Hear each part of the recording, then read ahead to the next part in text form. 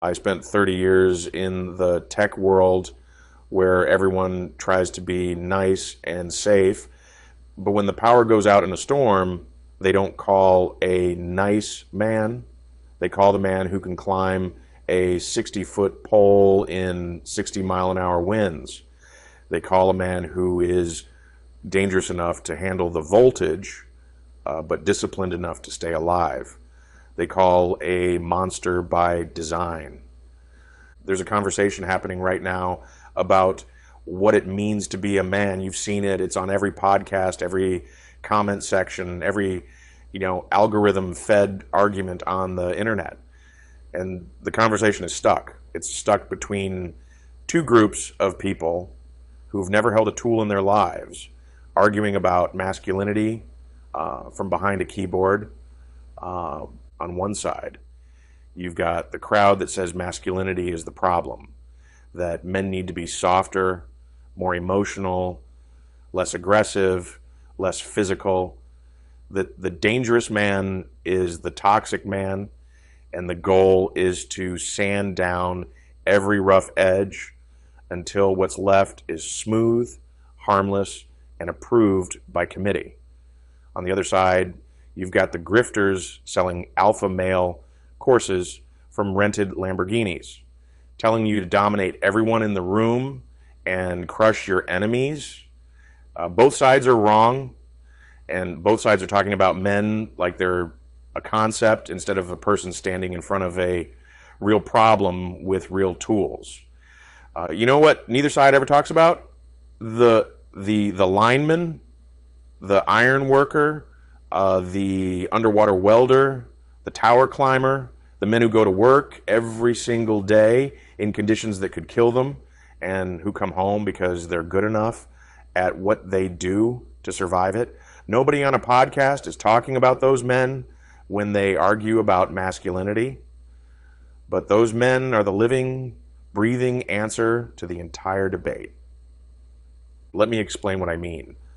I call it the shadow integration in my book, Monster by Design. And the core idea is this: a good man is not a harmless man.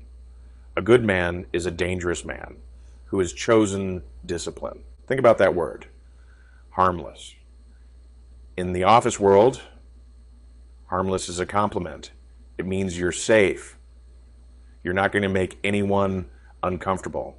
You're not going to challenge anyone. You're going to smile, agree, and go along.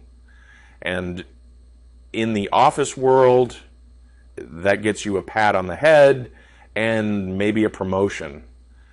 On a job site, harmless gets people killed. A harmless man on a crew is a liability. He can't hold his end of the beam. He can't make a call under pressure. He freezes when something goes wrong because he's never had to be the one who acts.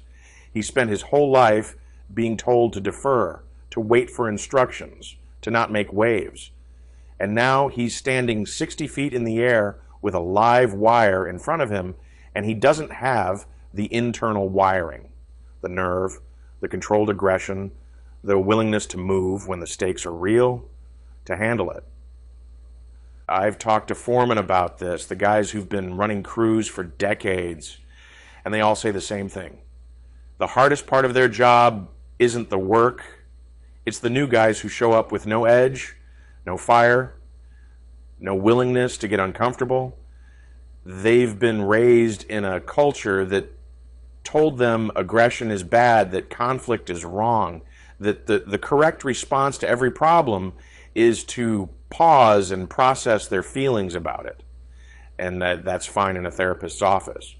But when a crane cable starts slipping or a trench wall starts bowing, processing your feelings is how someone ends up in a body bag.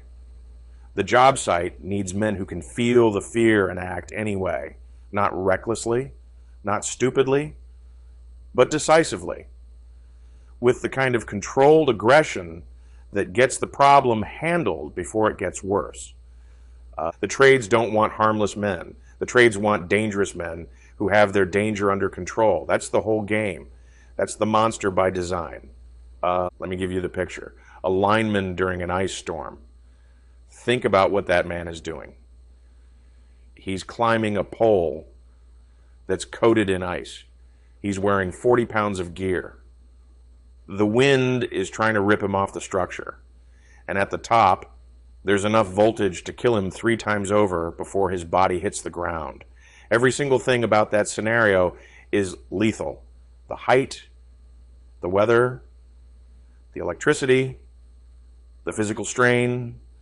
There is nothing safe about it, and yet that man works calmly, deliberately. He follows a protocol that he's practiced 1,000 times.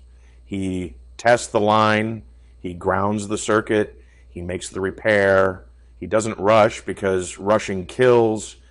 He doesn't panic because panic kills. He doesn't hesitate because hesitation kills. He operates in a narrow lane between boldness and control, and that lane is where mastery lives. That's what I mean by the drawn sword and the sheath. The lethal capability, the high voltage, the physical force, the real danger, that's the sword. The safety protocols, the discipline, the training, the calm hands, that's the sheath. The man didn't eliminate the danger. He didn't make the work safe. The work will never be safe. What he did was build himself into someone who can operate inside the danger without being consumed by it. And that is what it means to be a monster by design. The underwater welder, same thing. He's 40 feet below the surface in water so dark he can't see past his hands, running a welding torch that's producing temperatures hot enough to melt steel while surrounded by a substance that conducts electricity. One mistake, one bad seal, one wrong ground, one moment of inattention, and he's dead. Not injured, dead. And he does it for a living. He chose to be in that water. He trained to be in that water. He's calm in that water because he's built the internal architecture to handle it. That's not machismo. That's not bravado. That's competence so deep it's become a part of his nervous system. The danger is real. The discipline is real. And the man who carries both at the same time is the most honest expression of masculinity that exists in the modern world. Now, I want to talk about something that happens on every job site, every single day, that the office world has completely forgotten about. Status signaling, in my book, The Visual Resume. In my framework, this is about how humans assess competence in the first 30 seconds of meeting someone. In the office, that signal gets distorted by titles, by suits, by who's got the corner office. On a job site, there's nowhere to hide. Everyone on a crew knows who the master is, not because he talks the most, not because he's the loudest, because of how he carries himself, the way he picks up a tool, the way he reads a print, the way he handles a problem nobody else saw coming. It's in his hands. Steady, no wasted motion. Every action has a purpose. He doesn't perform competence. He radiates it, and every man on that crew can feel it the same way you feel heat from a furnace. You don't need someone to explain it to you. You just know. That signal is something that can't be faked. You can fake confidence in a boardroom. You can memorize the right words, wear the right clothes, carry the right title, and coast on it for years. On a job site, you get about 30 seconds. The foreman knows. The journeyman knows. The apprentice knows. Either you can do the work or you can't. Either your hands are sure or they aren't. Either you've been in the fire before or you haven't. And nobody needs to say a word for that assessment to be made. It's written in your posture, your grip, your eyes, and the speed at which you move when something goes sideways. That's the competence signal. And it's the most honest form of status that exists.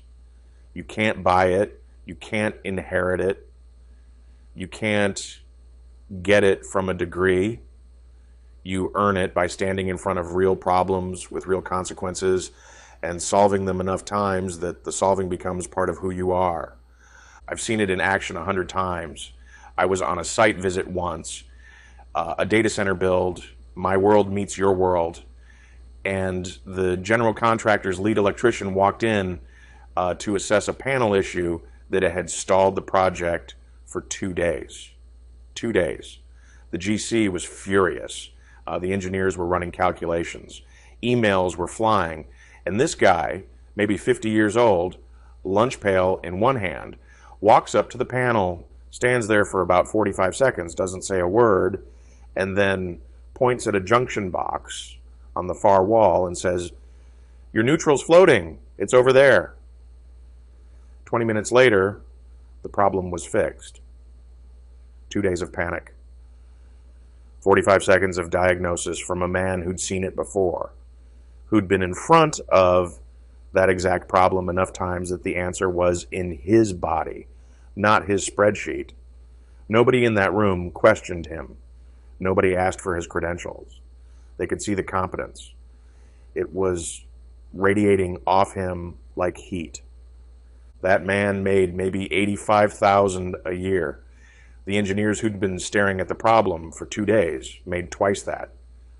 But in that moment, and in every moment that actually matters, his authority was absolute, because his signal was real. And real signal, earned by years of dangerous work done right, is the only kind of authority that doesn't need a title to enforce it. I want to talk to the younger guys for a minute. The apprentices, the first years, the guys who are 3 months in and wondering if they made the right call. You're going to feel small on a job site. You're going to feel like you don't know anything. And here's the truth. You don't. Not yet. And that's fine. Because the men around you, the journeymen and the masters, they felt the same thing on their first day. Every one of them. The difference is they stayed. They ate the humble pie. They asked questions when they didn't understand. They watched the guys who'd been doing it for 20 years and they studied every move. Not in a classroom. On the job, in the dirt, in the cold, in the heat. And year by year, the competence built. The hands got steadier. The calls got faster. The fear didn't go away. It just got smaller than the skill. That's the path. And nobody can shortcut it for you. No video, no book, no course replaces time under tension with real materials and real stakes. But I can tell you this. The man who walks that path for 10 years is carrying something inside him that no office worker, no influencer, and no algorithm will ever have. He's carrying proof. Proof that he can face something dangerous and handle it. Proof that he can build something real that holds weight. Proof that he has been tested by the physical world and the physical world found him sufficient. That proof is the most valuable thing a man can own. And the trades are one of the last places on earth where you can still earn it. Now let me give you the bigger frame. The physical base, from my book, The Stronghold. In my system, this means grounding yourself in the tangible, the real. The things you can touch, measure, and verify. And the trades are the purest expression of this principle that exists in the modern economy. Here's why that matters. We're living in an age where most of the world has drifted into abstraction. Digital work, digital money, digital relationships, digital identity. Everything is a layer removed from the physical world.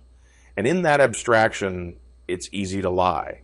It's easy to perform. It's easy to build an entire life on appearances and narratives and never once be tested by something that doesn't care about your story. You can't lie to a circuit. Either it's wired right or it arcs. You can't bluff a weld. Either the bead holds or it cracks. You can't Talk your way past a pipe that's pressurized to 300 psi. Either you know what you're doing or the pipe tells you instantly and without mercy that you don't.